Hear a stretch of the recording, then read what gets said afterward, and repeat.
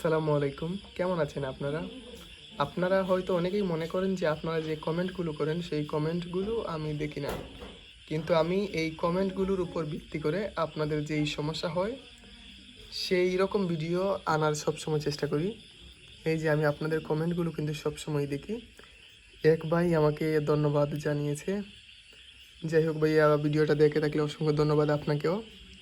আর অনেকজন তো সমস্যার কথা বলতেছেন। একজন ভাই দেখুন আমাকে একটা কমেন্ট করছেন যে নেটিস রাউটারের লোকজন কীভাবে কানেক্ট হয়ে যায় বারবার পাসওয়ার্ড চেঞ্জ করার পরেও বা অ্যাপসের ব্লক করার পরেও কিভাবে কানেক্ট হয়ে যায়। এটা সমাধান কী ভাই? সমস্যায় আছি, জানা থাকলে অবশ্যই বলবেন। জি ভাইয়া, আমি আপনাকে বলি এটার সমস্যার সমাধান হচ্ছে, আপনি একটু লক্ষ্য করবেন মনোযোগ সহকারে।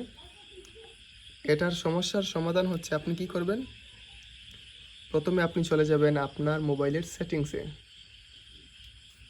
সেটিংসে গিয়ে আপনি ওয়াইফাইয়ে চলে যাবেন। ওয়াইফাইয়ে গিয়ে এই যে ওয়াইফাই কানেক্ট, আপনার রাউটার থেকে ওয়াইফাইটা কানেক্ট করে নেবেন মোবাইলে। তারপর এখানে চলে যাবেন, থ্রি ডটে গিয়ে নিচের দিকে যাবেন।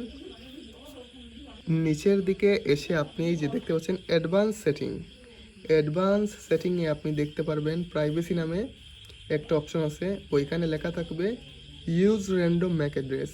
ওইখানে ক্লিক করে আপনি কি করবেন, ডিভাইসের ম্যাক অ্যাড্রেসটা দিয়ে দিবেন। এই যে আমি ডিভাইসের ম্যাক অ্যাড্রেস দিয়েছি। এটা দিলে কি হবে, অনেকেই জানেন আবার অনেকেই জানেন না কিংবা বুঝেন না। যারা জানেন তারা তো জানেনই। ডিভাইসের ম্যাক অ্যাড্রেস দিলে কি হবে, ওই যে আপনি আমাকে প্রথমে বলছিলেন যে ভাই আমি পাসওয়ার্ড দিলাম, কিন্তু যদি আবার ওনাকে ব্লক করি কিংবা আমি পাসওয়ার্ড চেঞ্জ করে দিই, উনি তো আবার আমার ওয়াইফাইটা কানেক্ট করে নেয়, তা সেক্ষেত্রে আমি কি করব। সেক্ষেত্রে আপনি ডিভাইসের ম্যাক অ্যাড্রেস দিয়ে ওনাকে আপনি ডিভাইসের ম্যাক অ্যাড্রেস দিয়ে ওনাকে আপনি ম্যাক ফিল্টারিং লিস্টে অ্যাড করে নেবেন।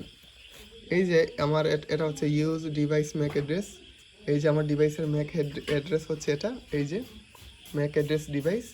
আমি যদি একটু এখন অ্যাডমিন প্যানেলে যাই, নেটিস রাউটারের অ্যাডমিন প্যানেলে এখানে ক্লিক করবেন, অ্যাপ্লিকেশনে ক্লিক করবেন।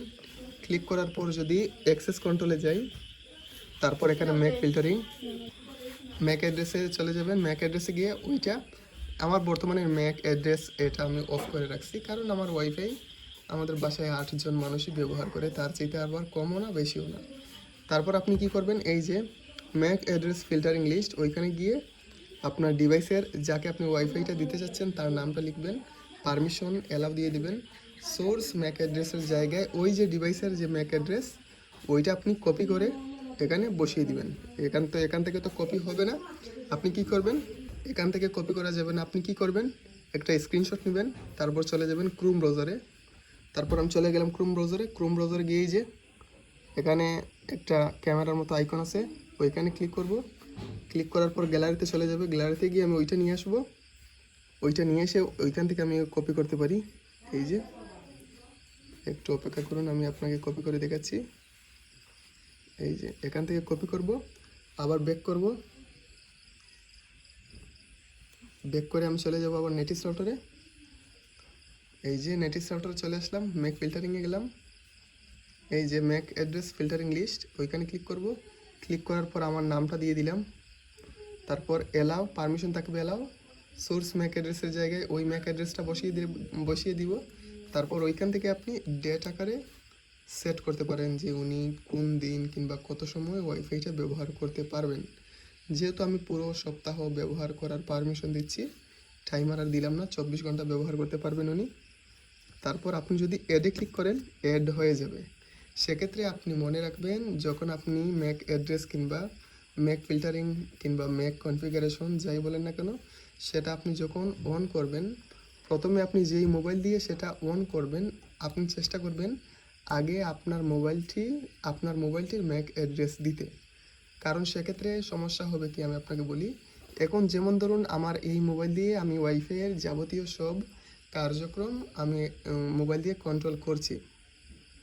এখন যদি আমার আব্বার মোবাইল কিংবা আমার আম্মুর মোবাইল, ভাই বোন, মানে যে কারো মোবাইল যদি আমি এখানে অ্যাড করি ম্যাক ফিল্টারিংয়ে, সেক্ষেত্রে আমার মোবাইলটাও ডিসকানেক্ট হয়ে যাবে।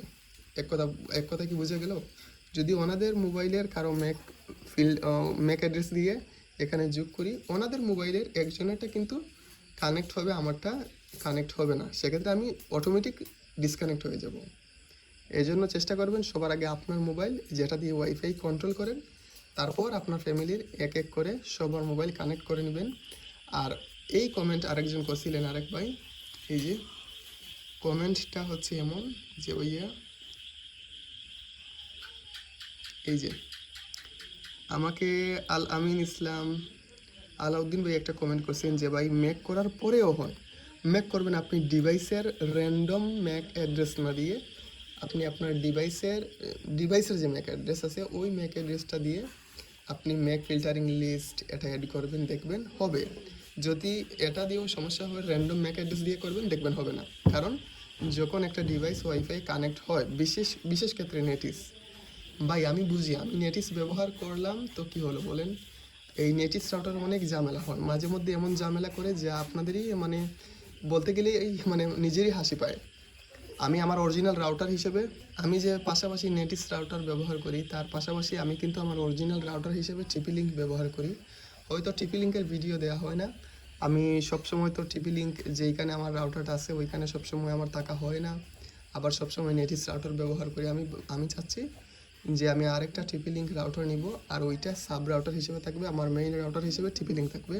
ওইটা আমি আরেকদিন আপনাদের একটু যদি ওই রাউটারটা নেই তখন আমি আপনাদের এই চ্যানেলেই ভিডিও সবসময় পাবেন। আশা করি বুঝতে পেরেছেন। আরেকটা বিষয় বলি, এই ভিডিওটা একটু লম্বা হবে, তবুও আপনারা একটু দেখে নেবেন, কারণ আপনাদেরই উপকার হবে। এই যে আপনারা দেখতে পাচ্ছেন আমি বর্তমানে কোন সাইটে আছি, নেটিস রাউটারের অ্যাডমিন চ্যানেলে রয়েছি। নেটিস রাউটারের অ্যাডমিন প্যানেল থেকে আপনারা ওইখানে ক্লিক করবেন, টুলসে ক্লিক করবেন। টুলসে ক্লিক করার পর যারা রাউটারটা রিসেট দিতে চাচ্ছেন এইভাবে রিসেট দিতে পারেন, কিংবা ফার্মওয়্যার আপগ্রেডও দিতে পারেন। ওইগুলো নিয়ে আমি পরবর্তীতে ভিডিও আনবো। ধন্যবাদ।